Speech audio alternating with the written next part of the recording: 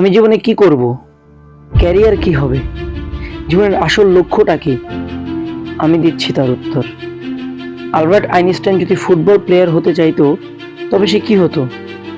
Jack Ma যদি কোনো বড় কোম্পানির বড় পোস্টে চাকরি করতেন, তবে সে কি হতো? কাজী নজরুল ইসলাম যদি বিজ্ঞানী হতে চাইতো, তবেই বা সে কেমন বিজ্ঞানী হতো?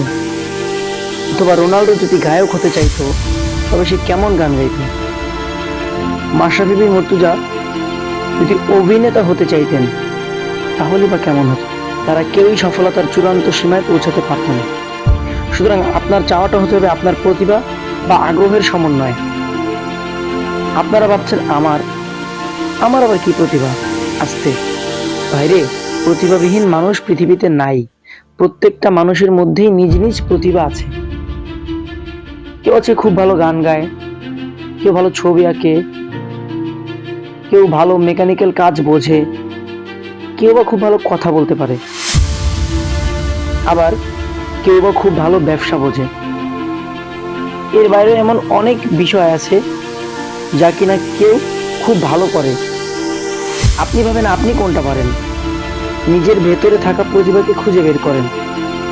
আর যদি আপনার মনে হয় আপনার মধ্যে কোনো প্রতিভা নেই, তবে আপনি সেটা করেন যেটা আপনি সবচেয়ে ভালো জানেন, বোঝেন, যেটি করার ইচ্ছা আগ্রহ আপনার আগে থেকেই আছে। নজরুল যদি বিজ্ঞানী হয়ে যেতেন, সে কখনোই সেরা হতে পারতেন না। আইনস্টাইন যদি খেলোয়াড় হয়ে যেতেন, সে কখনোই ভালো খেলতেন না।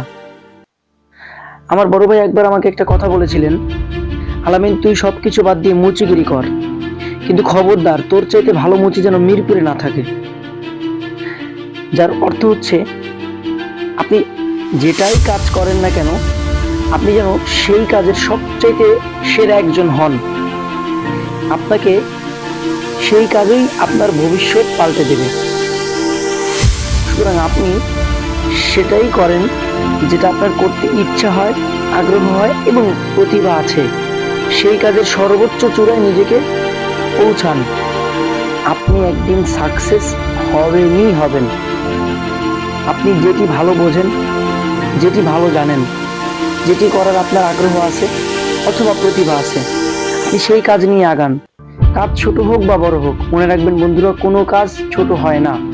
আর কাজকে যারা ছোট মনে করে, তারা কখনোই বড় হতে পারে না।